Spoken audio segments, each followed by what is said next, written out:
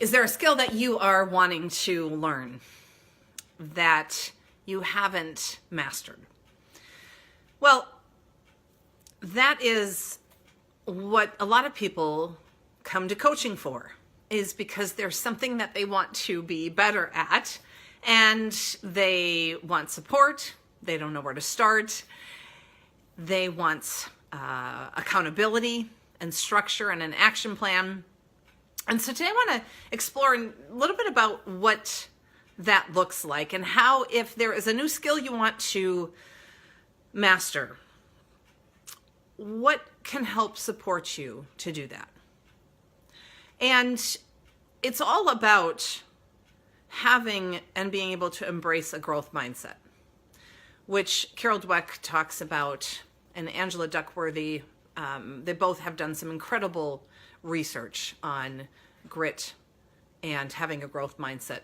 And the key word here is yet.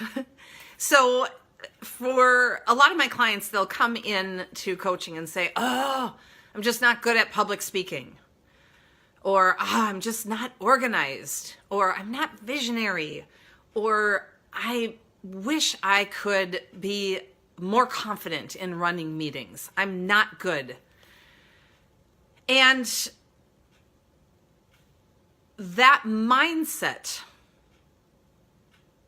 of limitation, I can't do this, I'm not good at this, gets in the way of them being able to do it. And so if you can say, and really embrace and believe, I'm not good at public speaking yet. I'm not good and I'm not confident at running powerful board meetings yet. But I can be, and I will be, with time and attention and focus. And it's all about endurance. Being able to overcome obstacles and being able to identify what you need to be able to go for the long haul. So let me give you a personal example. Today and tomorrow, I'm going to be attending the UW Writers Institute. I'm attending because I'm writing a book, and I've never written a book before. As a matter of fact, I have no idea how to write a book. Now, I have always been a writer. I write, thousands of pages a year in my journal, and I've been journaling since, the first time I remember journaling was 4th grade. And then I remember in college transitioning from a written Hello Kitty journal to typing my journal, because it was available anywhere I was going, and it was more efficient for me. And so I have thousands and thousands and thousands of pages of journals. So I write, but I don't know how to be a writer. And I don't know how to write a book, and I don't know how to publish a book. And so there's a number of things that I've done. Instead of saying I can't write a book, I'm not good at, or I don't know how to, there's a number of things I've learned along the way that will help me have the endurance and to really embrace a growth mindset to be able to do that. One of them is I've partnered with the most amazing woman who has become a dear friend, Eliza Waters, who's writing the book with me. And it's way more fun. We will collaborate and synergize, and she'll ask for some stories, and then she'll recapture them and write them. And 2, I sought out experts, and I regularly seek out experts who have the skills that I don't have. So over the last 2 years, I worked with the 5th semester.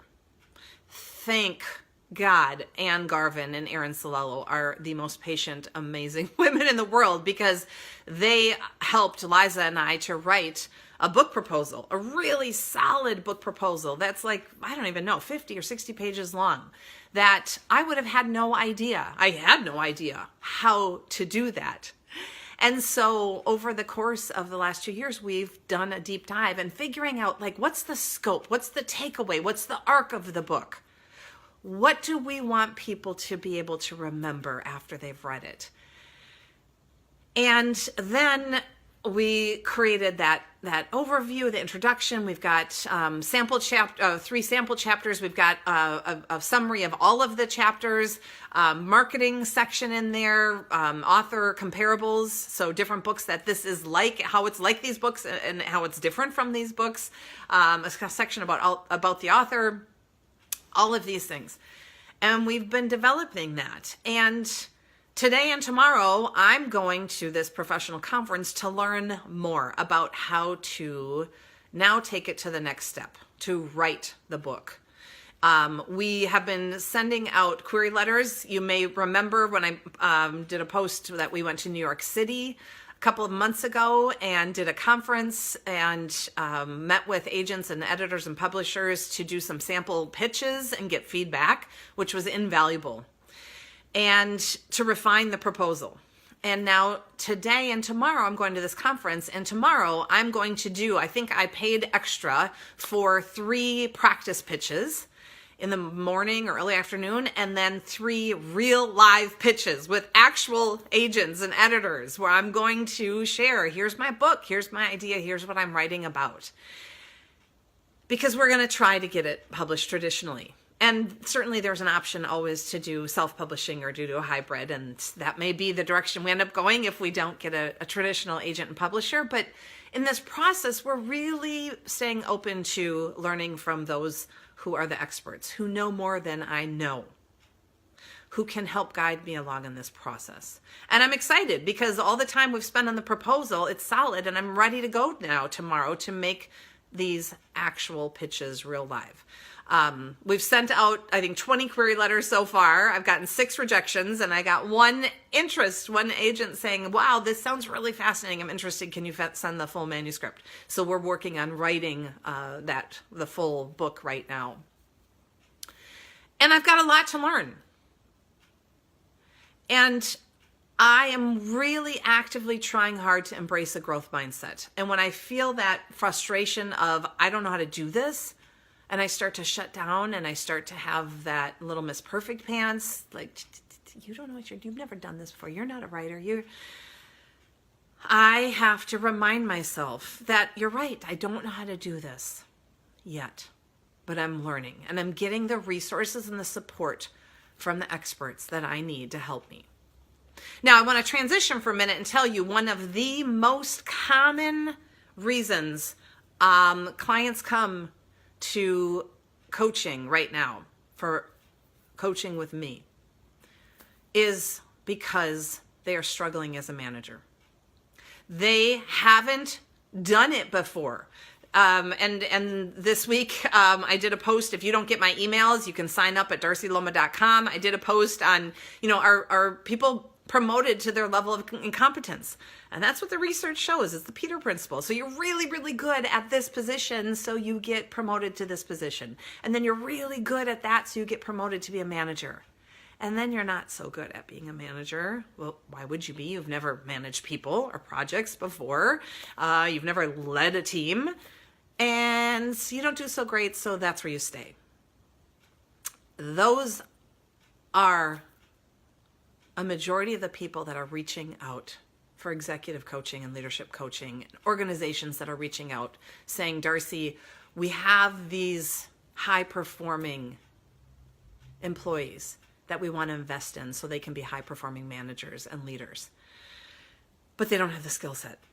And of course they don't, because they've never learned it. That's not at all uncommon for people to get promoted to a level of incompetence, and then there they stay. And then there's frustration. And we hear that the frustration shows up in a number of ways.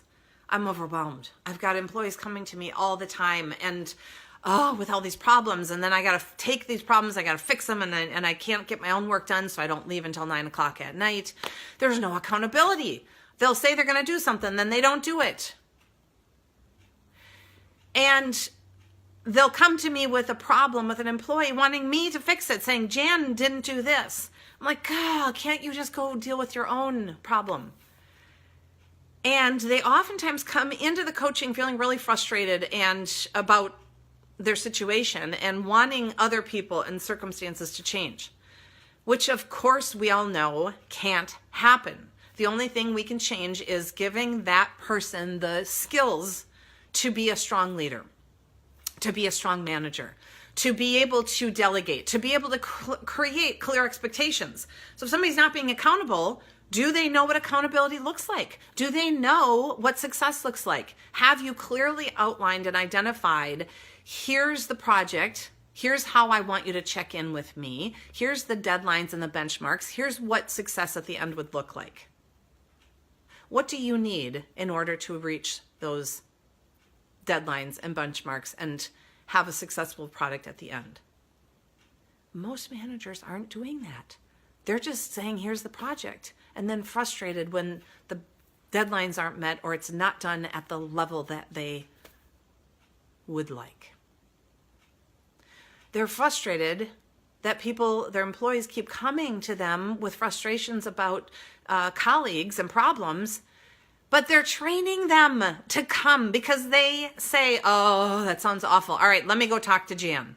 You're frustrated with Jan. Let me go talk. No. Don't take the monkey on your back. These are skills that can be learned. So if you're not a good manager, I want you to embrace a growth mindset and have the endurance to know you're not a good manager yet. And you can learn. You can grow. You can identify how to show up with a coaching approach and say, wow, it sounds really frustrating. I can see why you're upset with Jan. So what support do you need from me? What are the obstacles? What would it look like if you and Jan got this figured out? What do you need to do? Instead of saying, let me go talk to Jan. I was meeting with a company yesterday. There were 5 or 6 people on their leadership team, and they were talking about the dynamics in their culture, that there isn't a culture of accountability and that toxins are starting to show up. And they said, well, one of the things that was implemented was an anonymous complaint jar. And so when somebody's frustrated, they write it down, they put it in the complaint jar, and then the managers get that and they read it. And then a lot of times they're like, well, we're not going to do anything about this. And so, of course, there's a culture of toxic nature.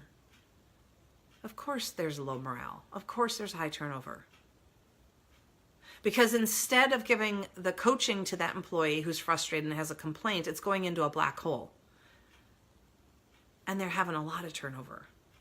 And it's not because these employees are not good at their technical skills and their expertise. But that's not enough. To just be good at your job is not enough in today's workplace. You need to also be good at teamwork and communication and connecting with other people and be good at managing and delegating and leading. And when I coach with leaders and help them develop these skills, they have more time to do their own work and to be creative and to be innovative instead of being drowning in exhaustion of managing a team. And of course, there's tons of ways that you can build these skills. And that's one of the things that we do in the coaching, is identify what the gaps are and then start to point out the blind spots and start to give them the tools to be able to show up differently. And so if you are a leader or a manager, or you're somebody who wants to, who's rising, who has goals and dreams to be able to rise in your career, and you're realizing you do not have these skills yet, I want to invite you, if you're in the Madison area, to come. We've got a leadership series that's starting in less than 2 weeks, and we've got a couple spots left. It's a 4-month series, and it's designed specifically for people, employees who are either currently leading teams and projects or who are wanting to develop their skills to be a leader and a manager. And it's based all around the obstacles of what I've seen from 10,000 hours of coaching clients, of what gets in the way of being a high-performing leader and manager. And I've designed it specifically about what I see over and over again. And there's going to be rich content, there's research, there's case studies, there is skill drills and accountability groups in between, and weekly videos to reinforce, and homework to practice. And then you come back the next month and have some accountability on that homework and build on those skills. It's a phenomenal program. We've always done it internally at organizations. So if you are an organization and you have a team that you want to, or a leadership team or managers that you want to put through this, we can come in to your organization and do it. But if you have just a couple people that you want to invest in on your team, or maybe you're saying, gosh, I need these skills, maybe you want to register and show up and come. It's downtown Madison, starts April 16th. There's a couple spots still open. DarcyLoma.com. If you look on the Thoughtfully Fit tab, the third one down, Increase Your Impact is a leadership series. I invite you to check it out and join me. Or keep watching these videos where we talk about how to overcome the obstacles to being high achieving and high performing. So wish me luck as I go to the Writers Institute. I'm nervous and I'm excited and I'm embracing the unknown and embracing a growth mindset to try to learn from the best. And if you have tips and ideas for me, I am all ears. If you have published a book or you have some insights, I'm really in a place of wanting to absorb as much as I can as I'm working on getting this book published. Thank you so much for joining me for our Thoughtfully Fit Thursday. It is truly an honor to be with you every week, and I'll look forward to seeing you next week. Take care.